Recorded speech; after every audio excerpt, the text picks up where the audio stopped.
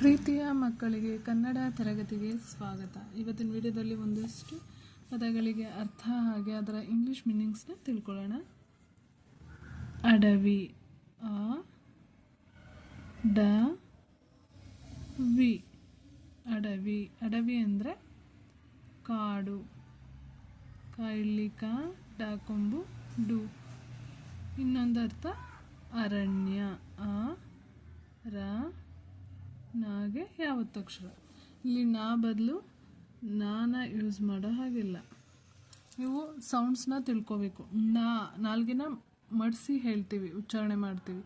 ನಾ ಅಂದರೆ ನಾಲ್ಗೆನ ಹಲ್ಲಿನ ತುದಿಗೆ ಬಂದು ಟಚ್ ಮಾಡಿಸ್ತೀವಿ. ಸೊ ಅದು ನಾ. ಮಡಚಿ ಹೇಳಿದ್ರೆ ಅದು ನಾ. ಇದರ English meaning forest, FOREST, forest. Next ಆಜ್ಞೆ, ಆ ಜೆ ಬರ್ದು ಯಾವತ್ತಕ್ಷರ. ಆಜ್ಞೆ ಅಂದರೆ ಅಪ್ಪಣೆ. ಆ ಪಾನ ಒತ್ತಿ ಹೇಳಿರೋದ್ರಿಂದ ಪಾಗೆ ಪಾವತ್ತಕ್ಷರ ಕೊಡಬೇಕು. ಹಾಗೆ ನೇ. ಇಲ್ಲೂ ಕೂಡ ನಾಲ್ಗೆನ ಮಡಚಿ ಹೇಳಿರೋದ್ರಿಂದ ನೇ ಅಂತ ಹೇಳಿರೋದ್ರಿಂದ ಈ ಅಕ್ಷರನೇ ಬರಿಬೇಕು. ಇದು ಬರೆಯೋ ಹಾಗಿಲ್ಲ. ಇದು ಬರೆದ್ರೆ ಅದು ತಪ್ಪಾಗುತ್ತೆ. ಕನ್ನಡದಲ್ಲಿ ಆ ವರ್ಡೇ ಇಲ್ಲ. ಸೊ ಇದರ English meaning order, ORDER. Next word ಕಾಯಿಲೆ. ಕಾಯಿಲಿಕ ಯಾಗುಡಿಸು ಈ ಲಾಯೇತ್ವ ಲೇ. ಇಲ್ಲೂ ಕೂಡ ಲೇನ ಬರೆಯೋ ಹಾಗಿಲ್ಲ. ಕಾಯಿಲೆ ಅಂತ ಹೇಳಿಲ್ಲ, ಕಾಯಿಲೆ ಅಂತ ಹೇಳಿರೋದು. ಕಾಯಿಲೆಗೆ ಅರ್ಥ ವ್ಯಾಧಿ. ವಾ ಬರ್ದು ಯಾವತ್ತಕ್ಷರ. ಹಾಗೆ ಮಹಾಪ್ರಾಣ ಧಿ. ಇನ್ನೊಂದು ಅರ್ಥ ರೋಗ. ರೋ ದೀರ್ಘ ಗ. ಇದರ ಇಂಗ್ಲಿಷ್ ಮೀನಿಂಗ್ ಡಿಸೀಸ್,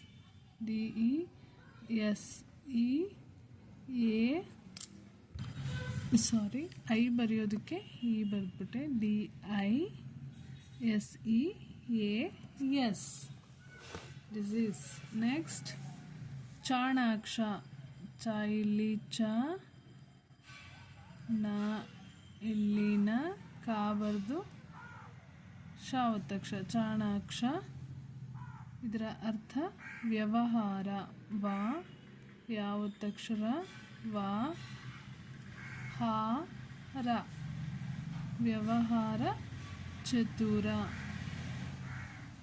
ಚ ತಾಕೊಂಬುತ್ತು ರ. ಇದರ English meaning clever, CLEVER, clever. Next ದುರ್ವಾಸನೆ. ದಾಕೊಂಬುದು ವ ಇಲ್ಲಿ ವ, ಅರ್ಕಾವತ್ತು ಸ, ಹಾಗೆ ನಾಯತ್ವ ನೇ. ಯಾವಾಗಲೂ ಅರ್ಕಾವತ್ನ ಮೊದಲು ಪ್ರೊನೌನ್ಸ್ ಮಾಡಿ ನಂತರ ಅಕ್ಷರನ ಪ್ರೊನೌನ್ಸ್ ಮಾಡಬೇಕು. ದುರ್ವಾಸನೆ ಬರೆಯುವಾಗ ಮೊದಲು ಅಕ್ಷರ ಬರೆದು ನಂತರ ಅರ್ಕಾವತ್ನ ಬರೀಬೇಕು. ದುರ್ವಾಸನೆ ಪದದ ಅರ್ಥ ಕೆಟ್ಟ ವಾಸನೆ. ಕೆ ಟ ಒತ್ತಿ ಹೇಳಿರೋದ್ರಿಂದ ಟ ಒತ್ತಕ್ಷರ. ಕೆಟ್ಟ ವಾಸನೆ. ವಾ ಸ ನಾಯತ್ವ ನೇ ಅಂದರೆ bad smell. Bad, BAD, bad, SMELL, bad smell. Next letter next word ಮುಖಸ್ತುತಿ.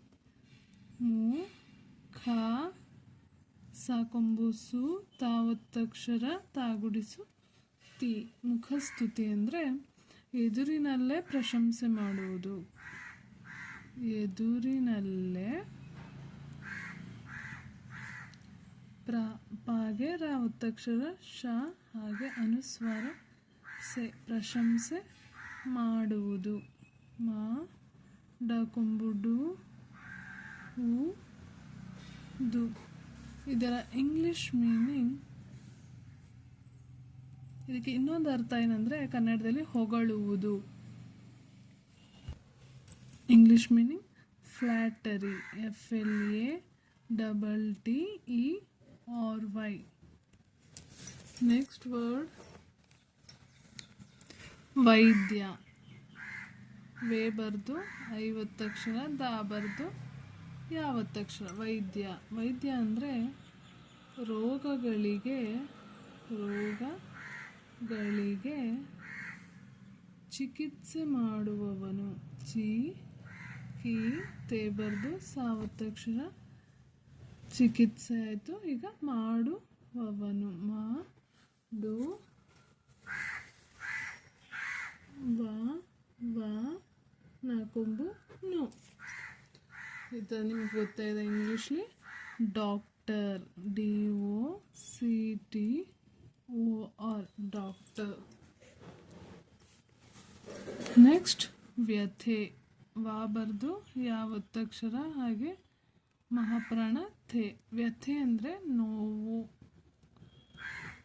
ಬರ್ದು ದೀರ್ಘ ಕೊಟ್ಟು ಹೂ ಬರಿಬೇಕು. ಇದರ English meaning pain, PAIN, pain. Next ಸರದಿ, ಗುಡಿಸು ದಿ. ಸರದಿ ಅಂದರೆ ಕನ್ನಡದಲ್ಲಿ ಅರ್ಥ ಪಾಳಿ. ಇಂಗ್ಲೀಷ್ ಮೀನಿಂಗ್ ಏನಂದರೆ ಟರ್ನ್, ಅಂದರೆ ಲೈನ್ಲಿ ನಿಲ್ತೀವಲ್ಲ ಸರದಿ ನಿಲ್ಲಿ ಅಂತ, ಅದು ಸರದಿ. ನೆಕ್ಸ್ಟ್ ಸಾರ್ವಭೌಮ, ಸೈಲಿಸ ವ ಅರ್ಕಾವತ್ತು, ಇದು ಮಹಾಪ್ರಾಣ ಭೌ ಬರಿಬೇಕು, ಹಾಗೆ ಸಾರ್ವಭೌಮ ಅಂದರೆ ಚಕ್ರವರ್ತಿ, ಕಾಗೆ ರಾವತ್ತಕ್ಷರ, ವ ತಿ ಅರ್ಕಾವತ್ತು, ಚಕ್ರವರ್ತಿ. ಇದರ ಇಂಗ್ಲಿಷ್ ಮೀನಿಂಗ್ ಎಂಪರರ್, EMPEROR.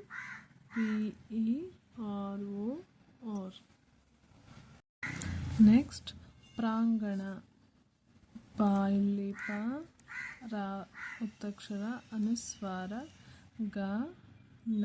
ಪ್ರಾಂಗಣ ಅಂದರೆ ಅಂಗಳ, ಅನುಸ್ವಾರ, ಗ ಲ. ಅನುಸ್ವಾರಕ್ಕೆ ಇಲ್ಲಿ ನ ಸೌಂಡ್ ಬಂದಿದೆ, ಕೆಲವೊಂದು ಕಡೆ ಮ ಸೌಂಡ್ ಬರುತ್ತೆ. ಫಾರ್ ಎಕ್ಸಾಂಪಲ್ ಸಂಯಮ, ಅಲ್ಲಿ ಸಾ ಬರೆದು ಅನುಸ್ವಾರ ಬರೆದು ಯಾ ಬರಿತೀವಿ. ಸೊ ಯಾ ಅಂತ ಓದ್ತೀವಿ. ಯಾಕೆ ಈ ಥರ ಅನುಸ್ವಾರಕ್ಕೆ ಕೆಲವೊಂದು ಕಡೆ ನ ಸೌಂಡ್ ಬಂದರೆ ಕೆಲವೊಂದು ಕಡೆ ಮ ಸೌಂಡ್ ಬರುತ್ತೆ ಅಂತ ಹಿಂದಿನ ವಿಡಿಯೋದಲ್ಲಿ ಹೇಳ್ಕೊಟ್ಟಿದ್ದೀನಿ, ಅದನ್ನು ನೀವು ನೋಡಿದ್ರೆ ಗೊತ್ತಾಗುತ್ತೆ. ಈಗ ಇದರ ಪ್ರಾಂಗಣದ ಇಂಗ್ಲೀಷ್ ಮೀನಿಂಗ್ ಏನಂದರೆ ಯಾರ್ಡ್, YARD, ಯಾರ್ಡ್. YAY, ಆರ್ಗೆ ರ ಸೌಂಡ್, ಡಿಗೆ ಡ ಸೌಂಡ್, ಹಾಗಾಗಿ ಯಾರ್ಡ್ ಆಗುತ್ತೆ. ನೆಕ್ಸ್ಟ್ ನಿರ್ಮಾಣ, ಅರ್ಕಾವತ್ತು, ಹಾಗೆ ನ. ಇಲ್ಲಿ ನಾ ಜಾಗದಲ್ಲಿ ನಾ ಬರಿಬಾರ್ದು, ನಿರ್ಮಾಣ ಆಗುತ್ತೆ. ಇದು ನಿರ್ಮಾಣ ಅಲ್ಲ, ನಿರ್ಮಾಣ. ನಿರ್ಮಾಣದ ಅರ್ಥ ಸೃಷ್ಟಿ, ಸುಳ್ಳಿ, ಹಾಗೆ ಶಿ ಬರೆದು ಒತ್ತಕ್ಷರ, ಸೃಷ್ಟಿ. ಇದರ ಇನ್ನೊಂದು ಅರ್ಥ ರಚನೆ, ರಚನೆ. ಇಂಗ್ಲೀಷ್ ಮೀನಿಂಗು ಕನ್ಸ್ಟ್ರಕ್ಷನ್, CONSTRUCTION,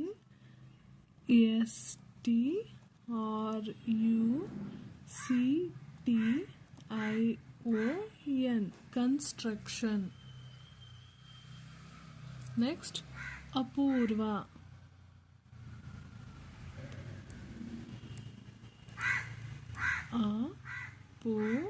ವಾ ಬರ್ದು ಅರ್ಕಾವತ್ತು, ಇದರ ಅರ್ಥ ವಿಶೇಷ, ವಿಶೇಷ. English meaning special, SPECIAL, special. Next ನಯನ, ಇದು ಎಷ್ಟು ಈಸಿ ಇದೆ ವರ್ಡು, ನ. ಹಾಗೆ ಇದನ್ನು ಉಲ್ಟಾ ಓದಿದ್ರು ನಯನ ಅಂತಲೇ ಆಗುತ್ತೆ. ನಯನ ಅಂದರೆ ಕಣ್ಣು, ನಾಕೊಂಬೂಣ್ಣು, ಒತ್ತಕ್ಷರ. ಕಣ್ಣುಗೆ ಇಂಗ್ಲೀಷ್ಲಿ ಏನಂತ ಹೇಳ್ತೀವಿ? Eye. Very good. Next Manohara, ನೋ ಬರೆದು ದೀರ್ಘ ಕೊಡಬೇಕು, ರ. ಮನೋಹರ ಅಂದರೆ ಆಕರ್ಷಣೀಯ, ಆ ಕ ಶ ಬರ್ದು ಅರ್ಕ ಒತ್ತು ನೀಯ ಅಂದರೆ ಪ್ಲೆಸೆಂಟ್. ಇಂಗ್ಲೀಷ್ಲಿ ನಾವು ಇದಕ್ಕೆ ಪ್ಲೆಸೆಂಟ್ ಅಂತ ಹೇಳ್ತೀವಿ. ತುಂಬ ಚೆನ್ನಾಗಿರುವಂಥ ಅಟ್ರ್ಯಾಕ್ಷನ್, ಪ್ಲೆಸೆಂಟ್, ತುಂಬ ಸುಂದರವಾಗಿರೋದು ಅಂತ.